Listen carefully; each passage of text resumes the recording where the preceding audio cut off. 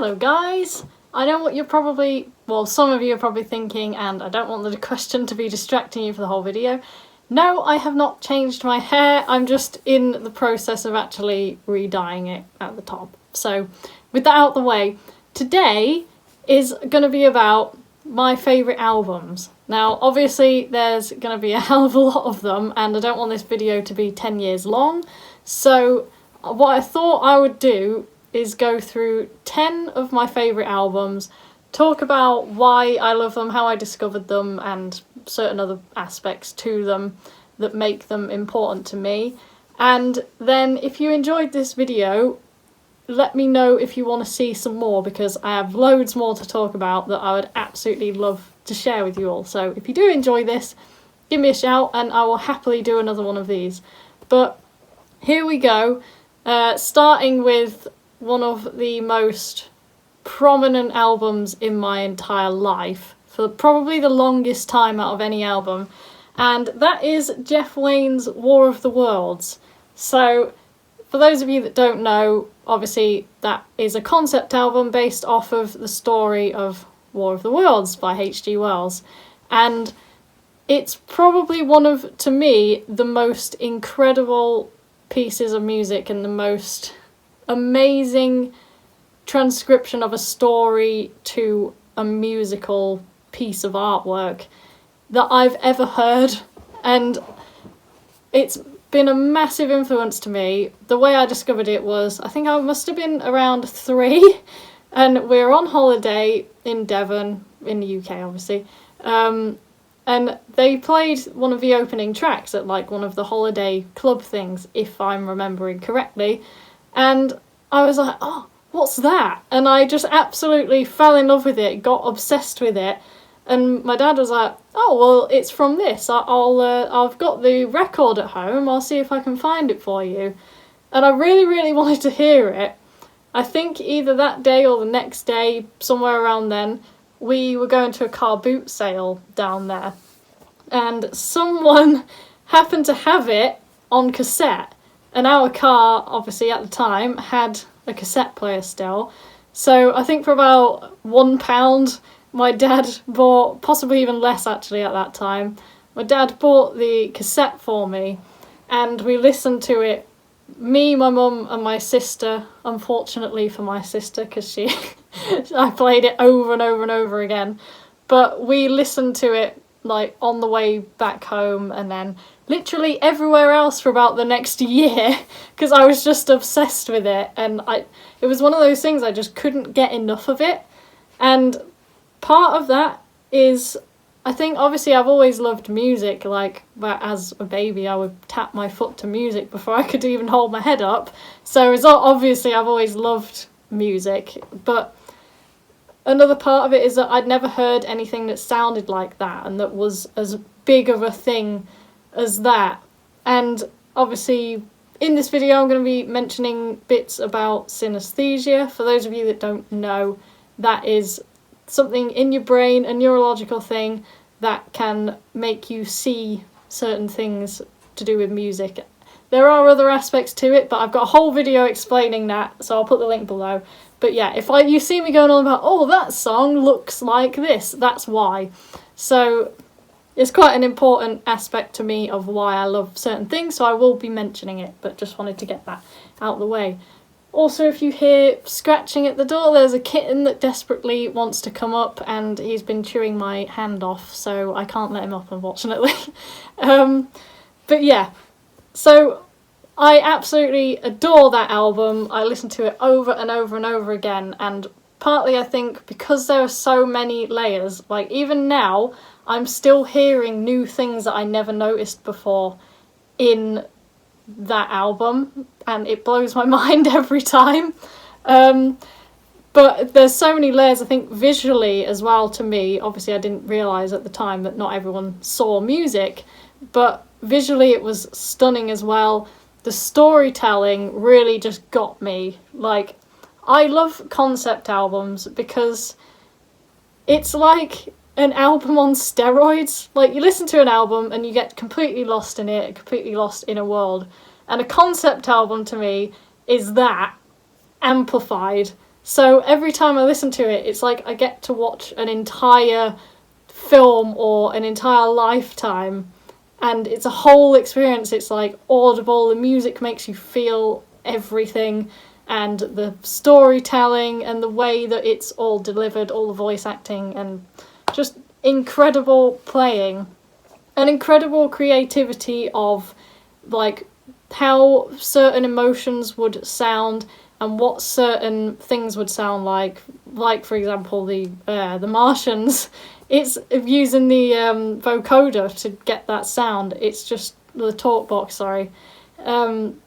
It's just so creative, and it's massively influenced me through my life, I think, to go, well, what would that emotion sound like? Or if this was happening, what would that sound like? Or what would this machine sound like, etc.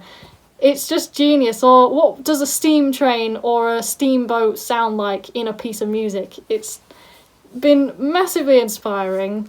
And another little thing I wanted to mention, because it's bizarre to me and I still can't quite explain it, but when I was about 4, obviously I had War of the Worlds playing once again in the car, and my dad had gone out to get something. My mum was sat in the car with me, and it came to a bit where all the music kind of fades out, and then this acoustic guitar comes in, and I went, that guitarist is really clever because he knows exactly when to come in at the right time. And my mum was just kind of a bit like, yeah, he is clever. And she couldn't figure out that like a 4-year-old had just said that. So I've always found that kind of an amusing story. But yeah, again, I've always loved music, and there's so much in that album for me, and I just kind of feel like as soon as I heard it, I understood it. So that doesn't happen with every album, but yeah. So that is a massive part of my life. I've seen the show. I went to see the show when I was about 8, and I waited all year, and then I got really horribly ill with some kind of tonsillitis thing. That's how I ended up with asthma and all sorts.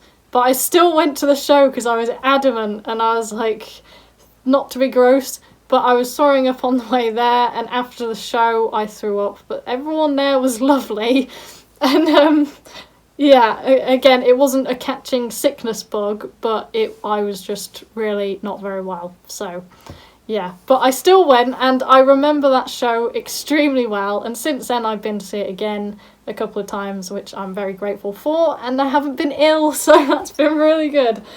But yeah, so that is album number 1 out the way.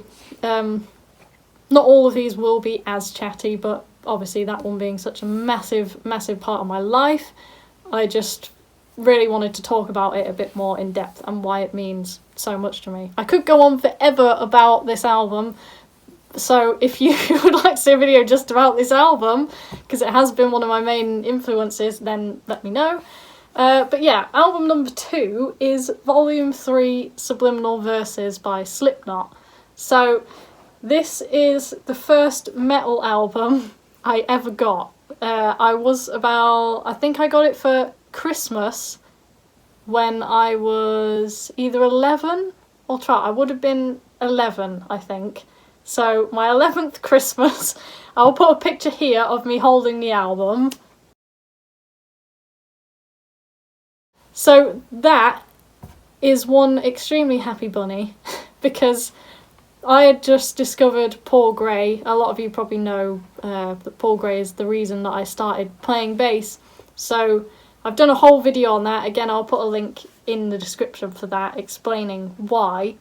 So I owe a lot to him, and that's kind of because I saw him playing. I don't know what it was about bass, but as soon as I saw him playing, it was like, that's what I want to do. And if you ask me why bass, I couldn't tell you, but no other instrument makes me feel as at home as the bass does, although I love so many other instruments. So yeah, it was really meant to be that. But anyway, the album that I got, I remember the first time I put it on was in the car going to collect my sister from the airport, and it was really early morning. Again, I would have been about 11, It was around winter time, so it was still quite dark, and it was really extreme fog. And obviously I live kind of in the middle of nowhere, so I remember putting on the album in the car. It started, and we were driving around these really dark, foggy country lanes in that kind of like orangey dark light you get in winter mornings. And the first song came on, and every time I hear that song now, that's what it makes me think of. It takes me right back to that time, and it's like I can see it and I can feel it, and I absolutely love that. And this album to me has so many memories attached to it, because it was at a really pivotal point of my life. So it was obviously around when I first started playing bass, so my life had kind of changed dramatically at that time, because I don't even know what I used to do before I started playing bass. And there was all these new, amazing, exciting things that I was learning and just getting into. And also, because I was home educated as well from the age of 8, I had a couple of home ed friends that were also massive Slipknot fans. And when I finally got into them, I remember like kind of growing up, being that kind of pre-teen into teenage years, going to places, listening to the albums together, and also playing on Call of Duty Black Ops. So there's one specific bit in the song, by the way, before I forget, I was harking to a future little thing there. Before I forget, in that middle section where it kind of drops down to the bridge, and it's got that really nice piano bit you can hear in the background, that always, for some reason, has burned into my mind this one specific place on the map from Call of Duty Black Ops called Villa. And I remember being on call with my friend Jason, and we were playing on that map, and that part of the song had obviously come on because we were listening to it. And for some reason that part of the map has been then burned into my mind and associated with that bit of the song. But it just takes me back to that time again. The whole album does, but that one bit in Before I Forget is just, it's unreal, the amount of nostalgia, and it's like a really warm feeling. I can't explain it. It's actually, I find it quite emotional to listen to, because it was a really great time, and there's so many memories attached to it, like the whole album. So that is a really special album to me. Yeah, hopefully I'm doing an okay job explaining this. But another thing is, Slipknot in general are quite a huge thing to me, obviously for Paul Gray, but also, again, it was around that time I discovered them. And I remember there was one traffic jam, and I was on the way somewhere with another home ed friend, and we were in this traffic jam just headbanging in the back of the car to Slipknot, which, looking back on, is really hilarious, and at the time it was like masses of fun. And I remember looking to the sides of us, and people were like looking at us in the cars a bit confused. But stuff like that is like, they're the best memories, and so Slipknot are an extremely special band to me, and I owe them a lot, especially for that period of my life and where I am now. So yeah, that is Volume 3, Subliminal Verses by Slipknot, my first ever metal album.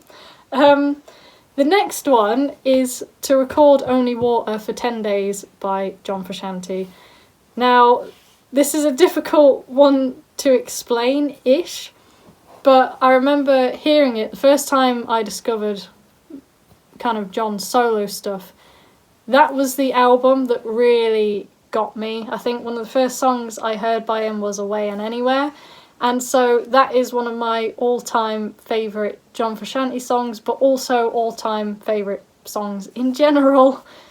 It's a difficult one to explain why, but I'm going to do my best. So that album, to me, of course I love the music, but when I listen to it, it's like I'm in a place, and in a different way to when you listen to concept albums. So this, To Record Only Water, is like going to a different world, and it's a really nice feeling world. It feels a really specific way. It's almost like it's a warm feeling place, and extremely familiar and almost a nostalgic feeling place.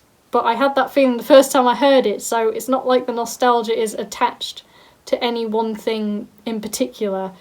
It was just always there when I heard it, and it really is like going into another world, or I guess as John would put it, into another dimension. And I see why he talks about that stuff, because a lot of the things that he talks about are things that I have always thought right from no age.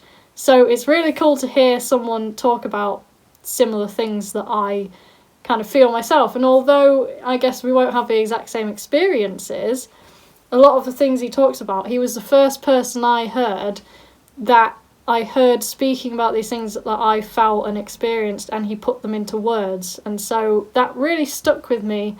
And in a lot of the lyrics, especially the opening track of To Record Only Water, a lot of the lyrics are kind of, yes, they're very open to interpretation, as a lot of John's are, and they mean what they mean to you.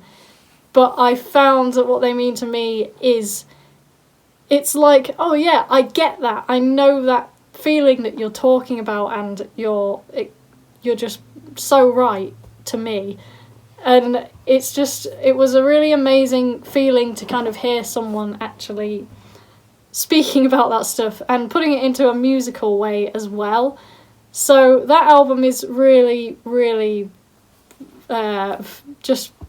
I can't explain what this album means to me, but it's one of my favourite albums of all time, of course.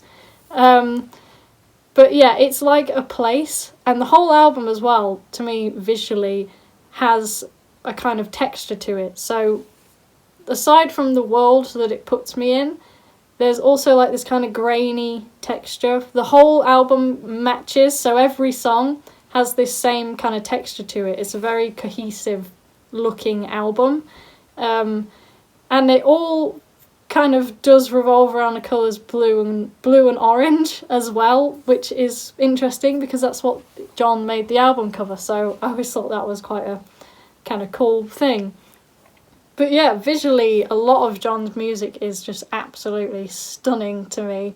There's so many textures and colours and movements that I don't really know how to describe because they don't really exist in real life, but I can see them. One in particular is the song Falling that John did, and in that kind of long middle section where he does the staccato rundown, the do bit, that to me, the whole song kind of looks like a painting, but that bit in particular looks like, you know when you get paintings where they use shorter brush strokes like this, so you end up with almost like comet shaped brush strokes. I'm not an artist, I don't know how to describe it, but it's those kind of brush strokes, and it's as if it's animated in a really old-fashioned way. So you know where you get an animation and it jumps around like that, so it's those brush strokes with orangey, really like cozy, almost sunset-y colours, and they kind of jump around in an almost circular fashion throughout that whole middle section of that song. So that's another reason that I love John's music, is it's visually stunning as well, and all of his stuff feels like a place, but To Record Only Water is my favourite place, if that makes sense. So massive source of inspiration for me as well, and just a source of comfort too. So that is why I love that album in particular out of all of John's stuff. The next album is Traces of You by Anushka Shankar. Now, I first discovered this when I was about 13, I think. Because I discovered... I love world music, basically. I love every genre. If there's something within that genre that I like... Obviously, I don't love every song in the world, but within genres, I love basically every genre. But world music is one of my favourite ones. And I was on YouTube just kind of exploring different new stuff. And Anushka Shankar came up, a video of her playing, and I really, really loved it. Something really connected with me to do with that. And I mentioned it to my mum, and she said, oh, I know Anushka Shankar, as in not personally, but she knows of her. She's Ravi Shankar's daughter, who played on a lot of Beatles stuff and did his own stuff. So I didn't really know him at the time either. So she goes, oh yeah, she's got some great stuff. And for my birthday that year, my mum bought me the album Traces of You. So I remember putting it on, and I was just amazed because I thought it sounded really, really beautiful. It was a really inspiring album to me. A lot of the melodies and the rhythms on there have massively inspired me as well. And just the playing on it is really nice. It's really flowy. It's beautiful. It's a very cosy feeling album to me, but it feels very summery as well, because I remember listening to it a lot in summer.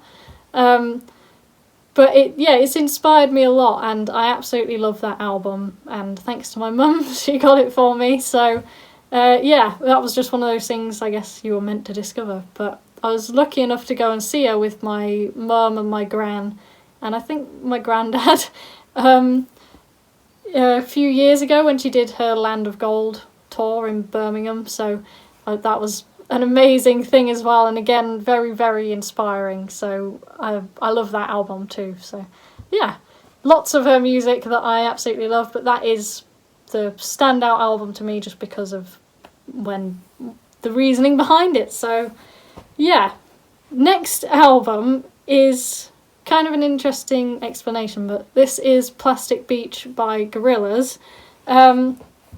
I remember seeing as a kid a lot of Gorillaz music videos when I was really, really young, and as I got a bit older, the one that really stuck with me was the music video for Stylo, which is on the Plastic Beach album.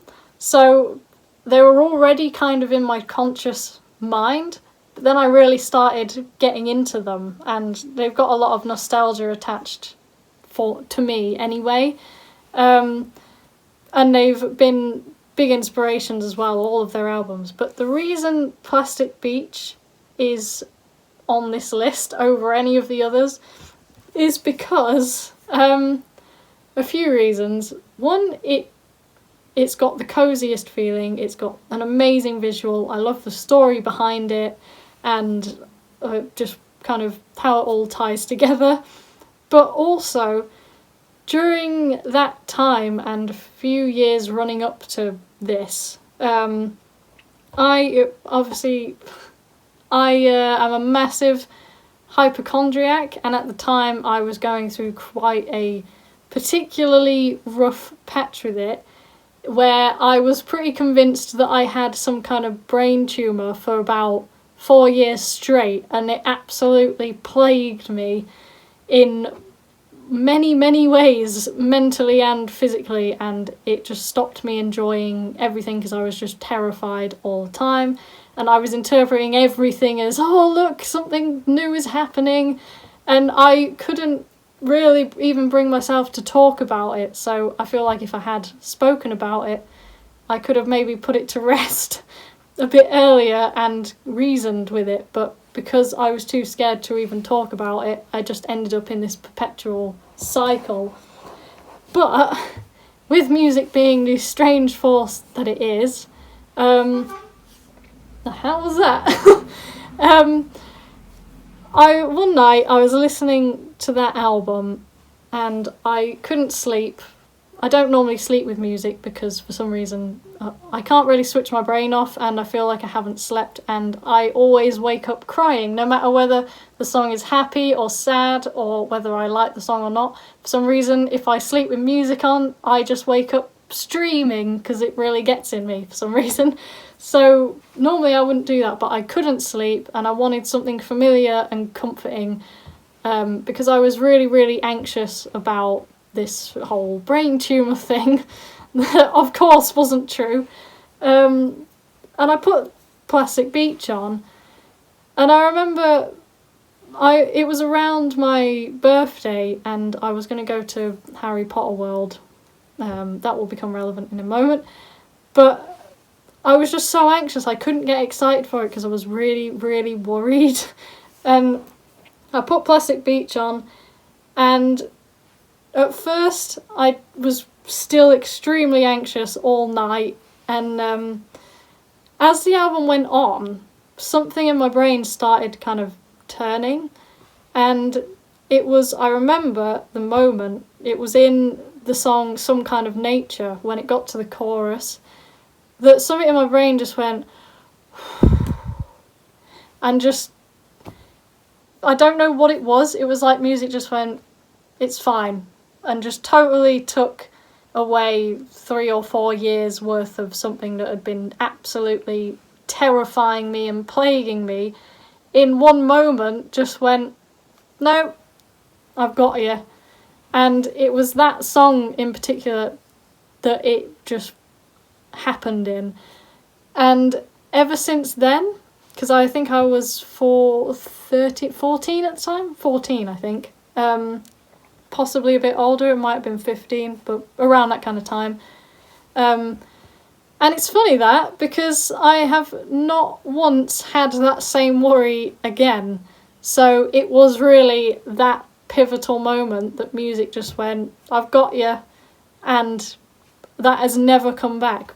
It was like this just absolute calmness just washed over me out of absolutely nowhere while I was listening to this album, and it was like the album kind of just beamed something to me and just took it away. And so that album is extremely precious to me, and I'm really, really grateful for that happening, because I know how long these things can go on for and how stressful they can be and how difficult they can be to kind of overcome and reason with. So to have that happen was just pretty incredible to me. I couldn't explain it if I tried, but yeah, that is why that is such a major album to me. Aside from the fact, obviously, I love it and I love the Gorillaz anyway. So that's the story behind that album. Hopefully it made some kind of sense. The next one is 10,000 Days by Tool. So the way I discovered this was I would have been about 14, I think. And I was on YouTube again listening to an album. Autoplay came on. And all of a sudden, this song starts. And I'm like, whoa, what's that? So I looked in the tab that the music was coming from, and it was the full album of 10,000 Days by Tool, and Vicarious was playing. So Vicarious is the first Tool song I ever heard, and I absolutely love it. So I left the album on, and throughout the whole album, it was like, this is one of the most incredible things I've ever heard. And you know, when certain albums, you like them, and the more you listen, the more you like them, or possibly the less you like them, or the more you get familiar with them.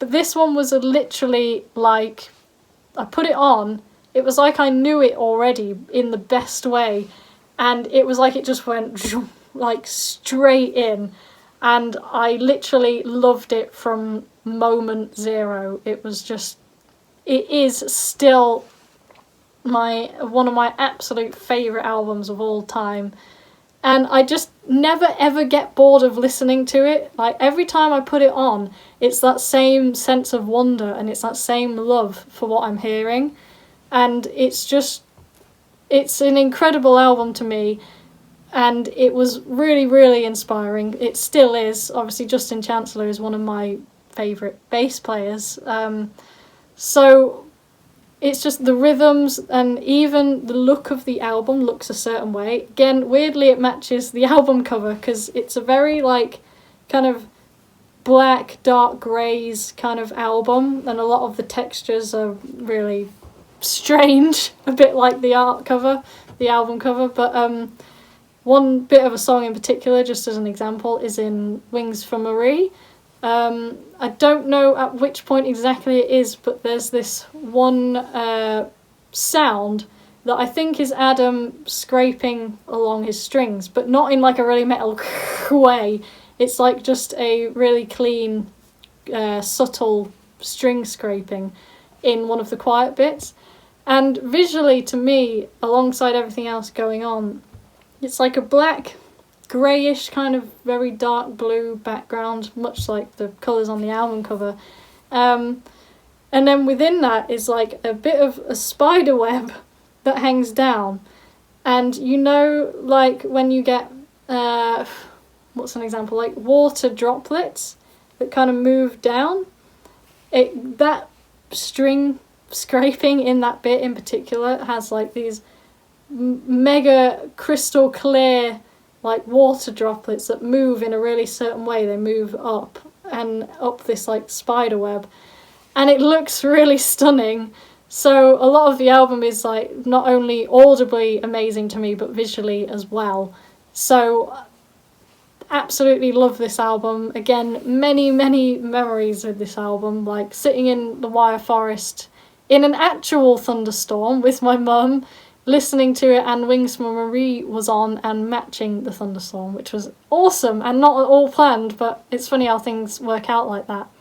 So I absolutely love that song. Another visually stunning thing on that album to me is the last song, Virginity Tray, I think that's how you say it. The one that's not really a song but more of a soundscape. That has such a strong visual to me. Like, I would love to do a video, videos explaining, talking through listening to a song and explaining what it visually looks like.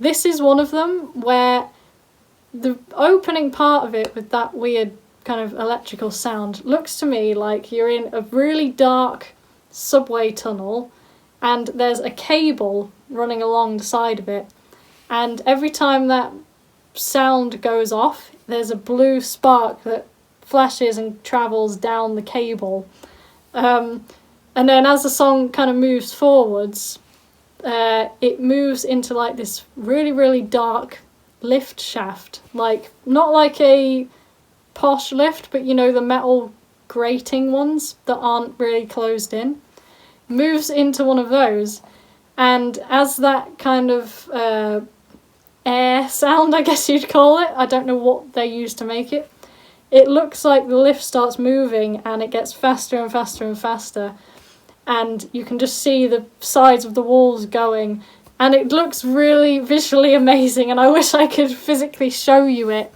Like, that whole thing has such a strong imagery and it moves in really interesting ways.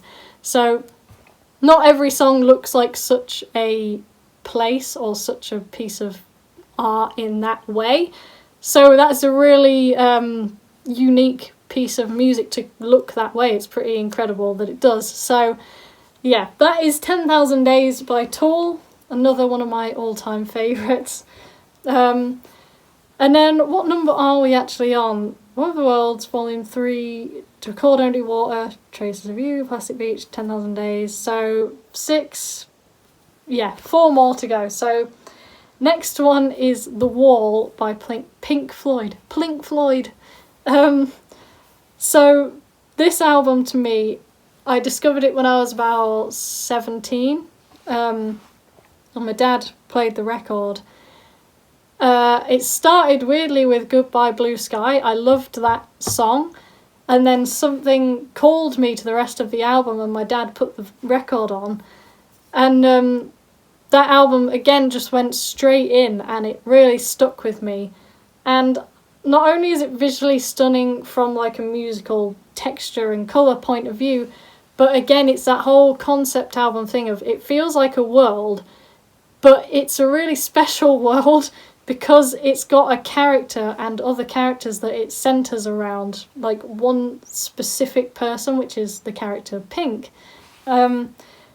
And I really feel everything that he's feeling, and they did an amazing job of getting across those emotions and what's happening in the story and making you really understand what's going on at any given moment and being able to see it. I mean, I'm a massive fan of the film as well, but the album, like the music on it, to get it that visually stark is a massive achievement. At least it is to me, the way I see it.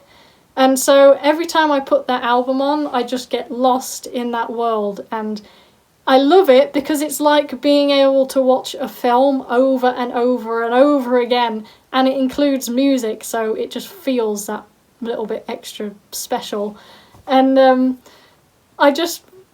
it's one of those things that, like, it's a familiarity thing, and I listen to it over and over and over again. It's like I just couldn't get enough of it. It was like I just wanted it all the time. It just went right in, and I just wanted to be in that world because it was familiar, and it was obviously what my brain really needed at the time, because I think whatever you kind of get obsessed with or stuck on at any given time is obviously giving your brain something that it needs at that moment. So whatever that is may remain a mystery, or it may not, but your brain will get you attached in some cases to what it is that you need, and you're obviously getting something from it. So I know I was getting a hell of a lot of good from that album, and again, it was inspiring me a lot in many different ways. So, like, musically and also artistically, and just kind of being able to escape into that world. Like, I could do stuff, and then if things get overwhelming, just go into that world, which is kind of ironic given the story of the album, but hey, I absolutely loved it, and I still do, and I love getting into that world when I can. So it's a really special album to me, and the character Pink has really stuck in my mind. And just all the imagery and everything, and the storytelling, and even the way they did it through the music. Like, the guitar solo on Hey You is one of my favourite guitar solos of all time. And just the emotion that it's getting across, that whole song is one of my favourites on the album. And it's telling the story so perfectly, but it's not really doing it through words only. In fact, the bits that really do the greatest storytelling on that song is the music. I don't know how they've done that, but it's pretty incredible. And also parts of that song, like the acoustic guitar, remind me a lot of War of the Worlds as well. So there is that element of, I can kind of connect it to this as well. So it's a bit extra special to me, that song in particular. But yeah, the whole album, one of my all-time favourites, and I just cannot explain to you what I get from that album. It's just, it means a hell of a lot to me. So next album is Breakfast in America by Supertramp. Now, Supertramp are one of my favourite bands. I love so much of their music. Breakfast in America is the first album I heard by them because my dad put the record on again, and I remember sitting and listening to it, and I had the record cover, it has all the lyrics on the back, so as he was putting the album on, I can remember sitting and reading all the lyrics, and it really enhanced the listening experience to me. Like, it helped me kind of understand right off the bat this kind of theme to the album. And part of why I loved it is because obviously I loved The Wall at that time as well, and I do find that a lot of the concepts in Breakfast in America tie in with the kind of feeling that is given in The Wall and that is going on in that story. So it kind of has that certain concept to it. Although it's not necessarily a concept album, it's got a very specific feel to it that does tie in with The Wall in my mind. So there's this whole world going on of like things that tie in, and I love it because my brain just goes, oh, and that connects to this, and this connects to this, and it creates this massive, like, complex world. So that's a really important album to me, and I absolutely love the music. That it's just, I love the imagery, I love the way the music is, and the way they again portray the emotion of what they want to get across. It's just awesome, and I'm a massive Supertramp fan. They're a really cosy feeling band to me, and very nostalgic as well. So yeah, absolutely love it. So the next album is By the Way by the Red Hot Chili Peppers. Now, this was the first album I ever bought with my own money. I think I was 12 when I got it. And it was also the first Red Hot Chili Peppers album I ever bought. And this was around the time, again, when I started playing bass. So my bass teacher, Tommy, really introduced me to a lot of Red Hot Chili Peppers stuff. Like, I went to this rock school, and he would quite often just take me out of those lessons and just go, right, we're going in the hall, and we're not learning that song, we're not learning Don't Stop Believing, we're learning this. And he'd just show me like loads and loads of Red Hot Chili Peppers stuff and other really complex stuff, because like it was taking about 5 seconds of the lesson to actually learn what we were meant to be learning, so he would just keep teaching me loads of other stuff. And I've got such massively fond memories of that. And this album always really takes me back to that time. To be honest, every Chillers album does, but By the Way has just got that special kind of feeling to it. And yeah, it was the first album I ever bought. It was the first Chillers one that I heard all the way through.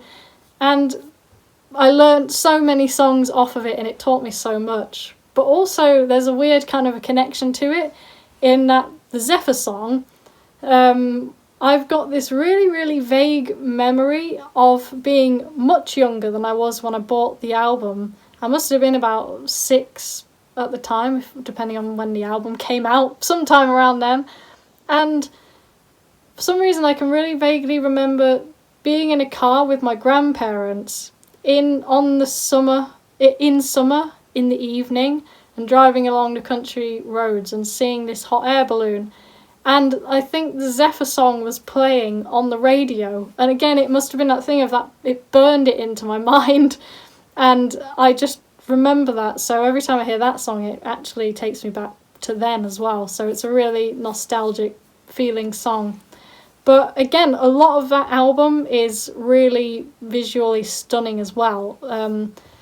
Again, weirdly, the colours of that album do quite often match what the colour scheme is on the album cover as well. Some of them are a bit different, like Midnight is more purpley kind of colours.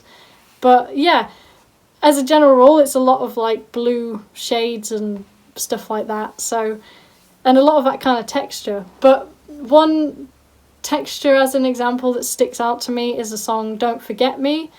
After the first chorus, John does his kind of guitar solo thing. To me, it kind of sounds like drowning in almost kind of a weird way. And it's like bubbling water and like the waves on it. And it's really close up.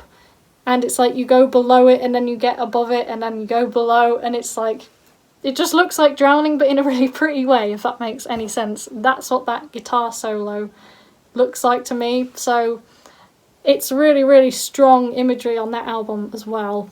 So I absolutely love that album, and that is why that's on the list. Last one is Toxicity by System of a Down. So the first time I ever heard this, I was in my old band and I was at the drummer's house, and we were playing Mario Kart, me, the drummer, and the guitarist. And she said, oh, let's put some music on. And she put Toxicity on. And obviously Prison Song is the opening song. So I hadn't heard the album before, and I hadn't heard that song before. And as soon as it started, my brain went, oh, I like that. And just kind of like grabbed onto it and took it all in. And so I remember playing Mario Kart while listening to Prison Song, which is a really funny image because it kind of matches the rhythm of the song. But yeah, so again, that's another thing that's burned into my memory, and it reminds me a lot of that time. But also System of a Down, again, like Red Hot Chili Peppers and all the others, are a massive inspiration to me. So Darren Malakian especially and Serge Tankian have inspired me a hell of a lot musically, and both of their solo things have a special place in my heart as well. Toxicity I've chosen over any of the others because it was the first album I heard, and also it's the most visually, well, it's not the most visually actually, but it's the most one that takes me back to a specific time the most, if that makes sense. And it's just such a great feeling album, and I love the lyrics, and I love the music, I love the memories for it, and just the whole thing. It's amazing. So that album's really special to me. But most of theirs are. Another one I love is like Darren Malakian's solo stuff, like Scars on Broadway. Some of those albums, again, I won't mention them too much in here in case I do another video, but those albums are extremely special to me as well. And so are some of Serj Tankian's solo things as well. So like the song Empty Walls. My sister, when I was really, really young, I remember being obsessed with that song because she'd put it on like a compilation CD along with a few others. And that song really stuck out to me, and I just couldn't get enough of hearing it. But it was only years later that I realised he was in System of a Down and that I really discovered them. So it's quite a funny kind of story to know that song and love it for so long and not have kind of put two and two together. I guess because I was so young. But hopefully this video has made some kind of sense and I've explained my reasoning fairly well. Let me know as well. I know I've kept mentioning it, so I am curious. Do you remember when you go to certain places what song was playing? Because quite often I'll go to a place and I'll go, oh, I remember being here. Blah blah was playing on the radio. Like, I just recently went down to Devon for a couple of days again with my family, and there was a pub that we stopped in the last time we were there, which was about 4 years ago.